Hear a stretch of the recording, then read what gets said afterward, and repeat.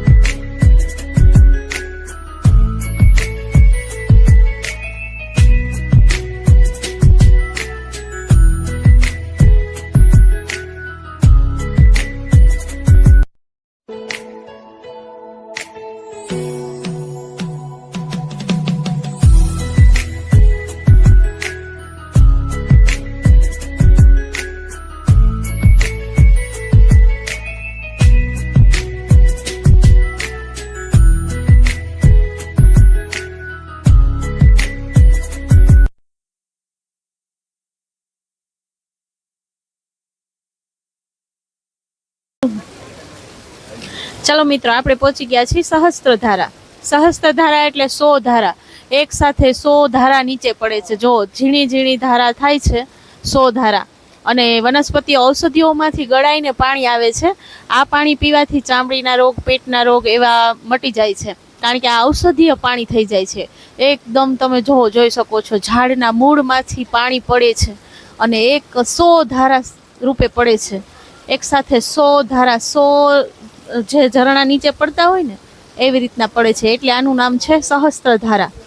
અને આ બાજુ આપણે જોવો તો સરસ આ બાજુ છે એ નદી જાય છે અને નાના નાના વચ્ચે ચેકડેમ જેવા બનાવેલા છે, એટલે સરસ આમ મોટા પથ્થરોની વચ્ચેથી પાણી આવે છે, એટલે એ નયન રમ્ય દ્રશ્ય બની જાય છે. ઉપર ઊંચો મોટો પહાડ છે, ગાઢ જંગલ છે, સામે સૂર્ય ઉગેલો છે, એકદમ નયનરમ્ય દ્રશ્ય છે. અહીંયા નાનો એવો વચ્ચે પુલ છે, વર્ષો જૂનો જૂનવાણી પુલ છે, એ જોઈને મજા આવે એવું વાતાવરણ છે. એ તો એક વખત દર્શક મિત્રો અહીંયા ચોક્કસથી તમે બધા અહીંયા સહસ્ત્રધારાની મુલાકાત લેજો. જ્યારે પણ હરિદ્વાર આવો ત્યારે અહીંયા અચૂક આવજો. બહુ સુંદર જગ્યા છે.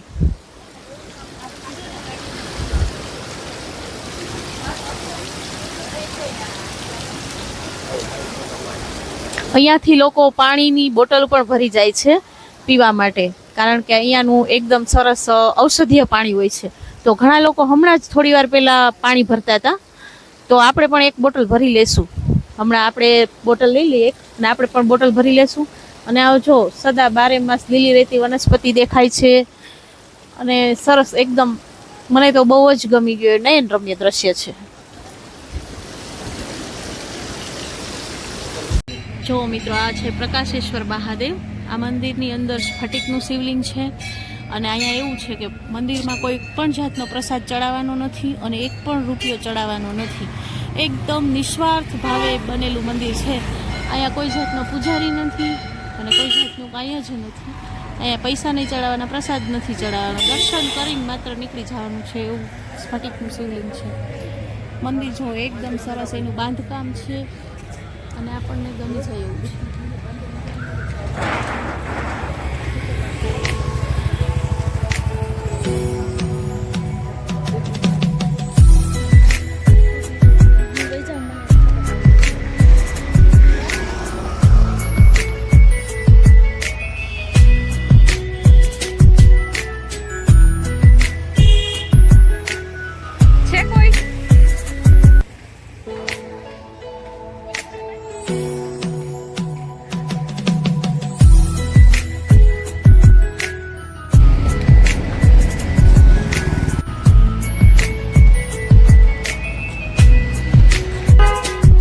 ચાલો મિત્રો, તો આપણે હવે આગળ મસૂરી જતા રસ્તામાં રોકાણા છીએ. આપણે મહાદેવના દર્શન કરીને આગળ નીકળ્યા તો અહીંયા એક સરસ વ્યૂ આવે એવો છે. મસ્ત સરસ એક જગ્યા છે.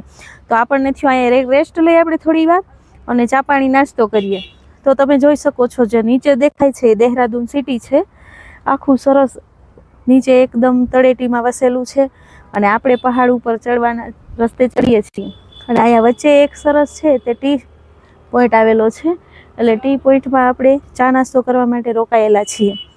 ચા નાસ્તો કરીને આગળ વધશું. જુઓ તમે નીચે જુઓ કેવો સરસ રસ્તો દેખાય છે, સર્પાકાર એકદમ. રસ્તા બધા સર્પાકાર દેખાય છે અને પહાડને વચ્ચે વચ્ચે આમ રસ્તા દ્રશ્ય એકદમ સરસ દેખાય છે. અને આપણે જો ટોચ ઉપર જવાનું છે. હજી તો ઘણું દૂર છે મસૂરી અહીંયાથી, પણ વચ્ચે તમને આ નજારો દેખાડી દઈએ અમે લોકો.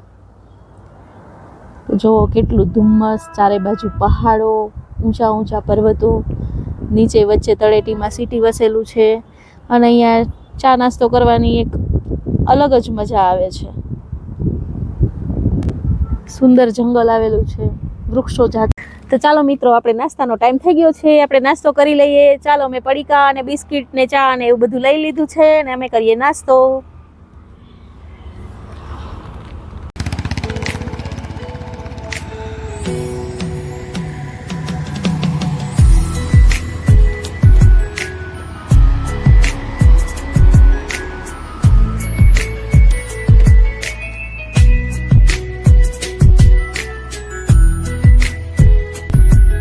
આપણને મસૂરી દેખાઈ રહ્યું છે.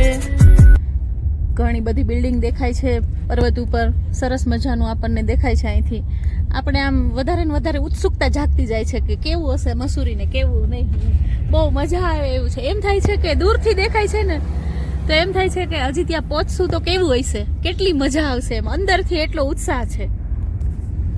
ચાલો, આપણે મસૂરી પહોંચતા પહેલા ટ્રાફિક આવી ગયો છે. અહીંયા સાંકડા રસ્તા હોય એટલે આપણને ટ્રાફિક નડી ગયો છે. અને આપણે જો 6000 ફૂટ ઉપર પહોંચી ગયા છીએ. જો અહીંયા બોર્ડ આવી ગયું છે 6000 ફૂટ ઉપર, એટલે આપણે જમીનથી 6000 ફૂટ ઉપર આવી ગયા છીએ. અહીંયા હવા પાતળી થઈ જાય છે અને થોડુંક તમને મગજમાં પ્રેશર આવે હું, પણ મજા એટલી જ આવે.